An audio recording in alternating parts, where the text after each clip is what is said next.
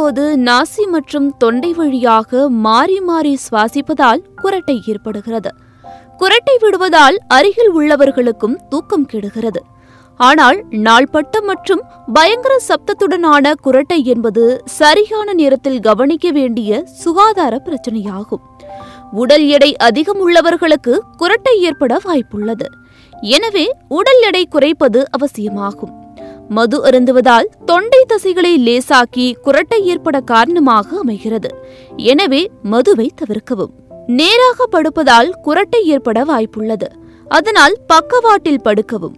மெலோட்டனின் அதிகம் உள்ள வாழைப்பழம், அன்னாசி பழம், கமலாப்பழம் அதிகம் எடுத்துக்கொண்டால் ஆழ்ந்த உறக்கம் பெறலாம். தலைகணைகள் கொண்டு தலையை உயர்த்தி வைத்து தூங்கினால் சீரான சுவாசம் கிடைக்கும். புகைப்பிடித்தால் சுவாச பாதையில் எரிச்சல் உண்டாகும். குரட்டை தொல்லை அதிகரிக்கும். எனவே புகைப்பிடிப்பதை தவிர்க்கவும். தினமும் இரவில் படுக்கும் முன் 1 டம்ளர் வெதுவெதுப்பான பாலில் 2 டீஸ்பூன் மஞ்சள் தூள் கலந்து குடித்து வந்தால் குரட்டை பிரச்சனை தீரும். இஞ்சி தேநீர் அருந்தினால் குரட்டை தொல்லை குறையும். இது தொண்டைக்கு இதமளிக்கும். மேலும் இஞ்சி நாசி குழியை திறந்து வீக்கத்தை குறைக்கும். அதற்கு கொதிக்கும் நீரில் இஞ்சியை தட்டி போட்டு இறக்கி வடிகட்டி தேன் கலந்து தினமும் இரவில் படுக்கும் முன் குடியுங்கள்.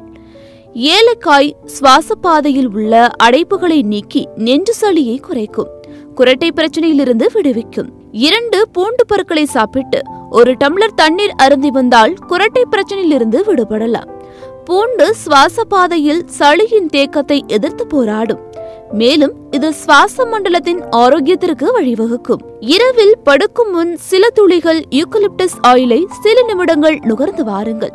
இது நெஞ்சு சளியை எதிர்த்து போராடுவதோடு இதன் நறுமணம் சுவாச பாதையில் உள்ள பிரச்சனைகளை சரி செய்து குரட்டை பிரச்சனையிலிருந்து விடுவிக்கும்.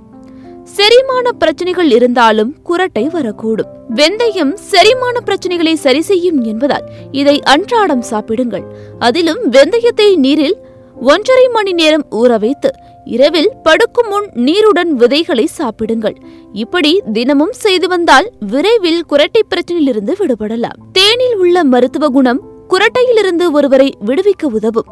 முக்கியமாக இது சுவாச பாதையில் ஏற்படும் அடைப்புகளால் உண்டாகும் அதிர்வுகளை குறைக்கும். 1 டேபிள் ஸ்பூன் தேனை 1 டம்ளர் வெதுவெதுப்பான நீரில் கலந்து இரவில் தூங்குவதற்கு முன் குடித்து வாருங்கள். இதனால் மெதுவாக குரட்டை பிரச்சனை குறைந்திருப்பதை காணலாம்.